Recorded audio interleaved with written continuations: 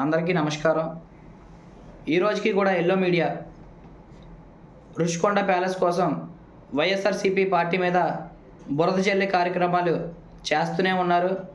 Rushikonda palace జగన్దే అయితే, జగన్ నివసించడానికి కట్టుకున్నదే అయితే మరి ఆ ప్యాలెస్ జగన్కే ఇచ్చేవచ్చుగా. ఇంత గొడవ ఎందుకు, ఇంత అల్లరెందుకు?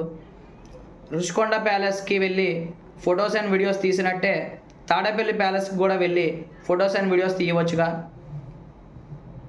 మళ్ళీ చెప్తున్నాం, రుషికొండలో కట్టింది సీఎం క్యాంప్ ఆఫీస్. ఆంధ్రప్రదేశ్ రాష్ట్ర ముఖ్యమంత్రిగా ఎవరైతే ఎన్నుకోబడతారో వాళ్ళు అందులో ఉండవచ్చు. అది జగన్ గారిదో లేదా చంద్రబాబు నాయుడు గారిదో అయితే కాదు, అది ప్రభుత్వంది. ఒకవేళ రుషికొండ ప్యాలెస్ జగన్దే అయితే చంద్రబాబు నాయుడు గారు దాన్ని వేరే ప్రభుత్వ కార్యకలాపాలకు ఎలా వినియోగిస్తారు? ఇదంతా అందరికీ తెలుసు. రుషికొండ ప్యాలెస్ జగన్ది కాదు, ఇది ప్రభుత్వంది అని కొన్ని మీడియా ఛానల్స్ నీచపు రాజకీయాలు చేయడం కోసం జగన్ గారి మీద బురద జల్లే కార్యక్రమాలు చేస్తున్నాయి. మీరేటో చెప్పినంత మాత్రం అబద్ధాలు నిజాలు కావు, నిజాలు అబద్ధాలు కావు.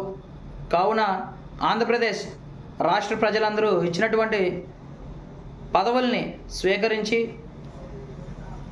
ప్రతి అక్కచెల్లమ్మకు, ప్రతి అవ్వతాతకు, ప్రతి అన్నదమ్ముడికు మంచి చేసే పరంగా ముందు అడుగేయండి.